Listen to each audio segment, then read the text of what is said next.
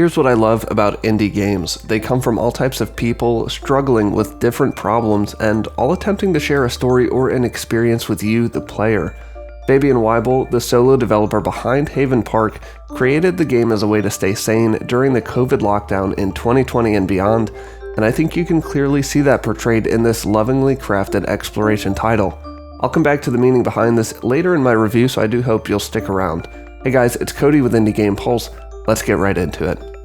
Haven Park, to me, is the epitome of a casual exploration game in that there are no timers, no restraints on where you can go, well, almost no restraints, no certain progression of quests or tasks to complete before you can move on.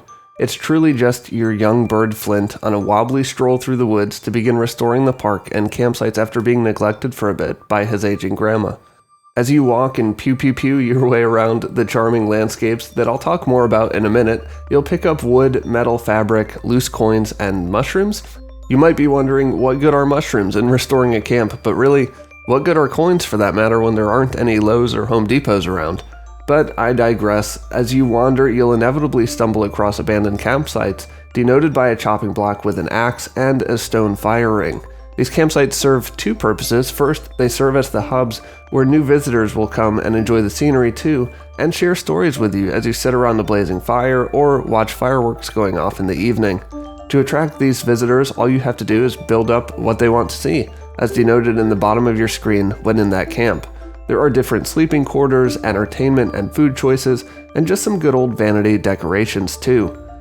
I tried to keep my camps thematically consistent, like the beach camps had more palm trees and all the tents matched at each site.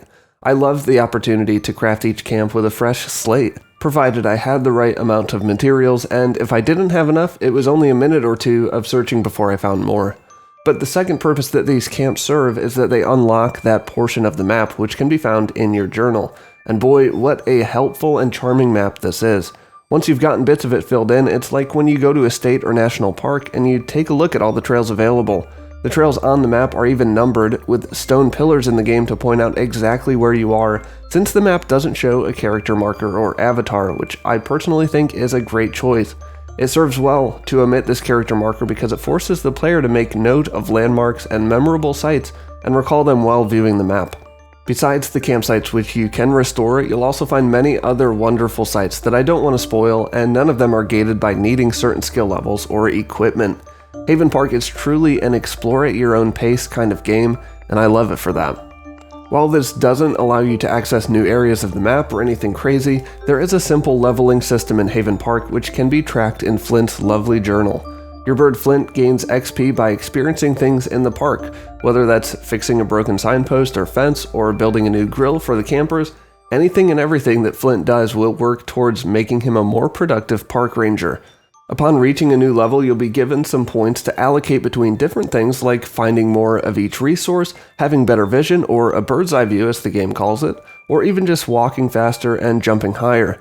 But do not fret, in the end, the only choice is in what order you select these skills, since by level 10, you'll equip all of them.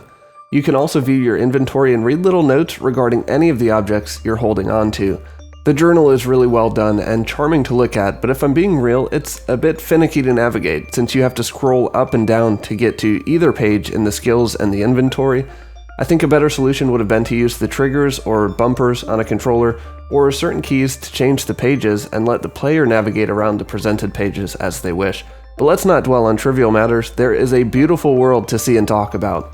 The hills are alive, not with the sound of music, although that is quite lovely, but they are alive with a fresh spring breeze blowing between the trees, with colorful blooms and mushrooms to pick and dandelions to blow, with waterfalls and beaches where you can swim and bask in the warm rays of the golden sun.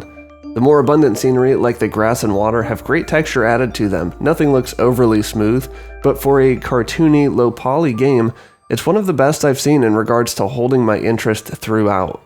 I'm a person who likes to go on hikes and spend most of the time gawking not only at the big things like waterfalls and mountaintops, but someone who lays down on the ground to get a good look at a cool mushroom too, and Haven Park seems like just the place I would enjoy exploring. In fact, I've often had dreams about an imagined campsite located in the mountains between two waterfalls, and I'm pretty sure I found it in Haven Park. Trust me, I am getting to the story, but first, the music and sound design is exactly what you would expect to hear in a park. When you're in the camp settings, there's some bright and warm music being played, like you would expect to hear at a beachside barbecue with some guitar, steel drums, and xylophone maybe? All I can say for certain is that it's cute and light and sets the mood for welcoming new visitors to your camp. However, when you're away from the crowds just meandering and exploring in the woods and shorelines, you'll hear nothing but the sounds of nature, crickets and birds singing their respective songs, or just the muffled quiet of snow falling on a mountaintop while you pluck rare flowers. So let's talk, spoiler-free of course, about the story, which is quite sparse but impactful even in small doses. If you're enjoying my review, remember to pew the like button and consider subscribing for more indie game reviews. Both things help support our growth as a community and help our videos get shared to more indie game fans too. Thanks. Back to the story, your grandma is old and unable to take care of the park, so she begins passing on her wisdom to you in hopes that you'll make for a good caretaker. Really, you are her only candidate, it seems, so you better not screw this up, Flint. But she mentions how even though she thought she was the caretaker for so many years, it's in fact the park and the world of Haven Park that has taken care of her for so long. I'm not going to go any further, guys, but I want to say this. It's been a long year and a half inside, and I think many of us can relate to what I think Fabian, the developer, is getting at. It's hard to be alone. It's hard to be stuck inside, and we all have those things we love, which somehow keep us sane. For me, it was backpacking and photographing cool stuff in the woods. When that was taken away last year for the most part, I turned to video games as a means of finding an escape, someplace refreshing and comforting, and also to reviewing games on YouTube as a creative outlet and a way of sharing in a community. Fabian turned to creating a game for the first time, to fully enveloping himself in a new project, to share with the world a new story that's timely and refreshing, and makes me want to go sit in a mountain meadow with my phone turned off and just lay in the cool grass and watch the clouds roll by. So thank you, Fabian, for sharing your imagination, this story, and the world of Haven Park with me and everyone who plays it.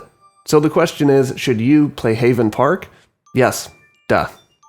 Thank you very much to my 1,274 subscribers for your support. If you like what you see here at Indie Game Pulse, join us on Discord and consider helping us grow by supporting us on Patreon. Links are in the description. For more top indie game countdowns and reviews, check out the videos on your screen now, and I'll see you on the other side.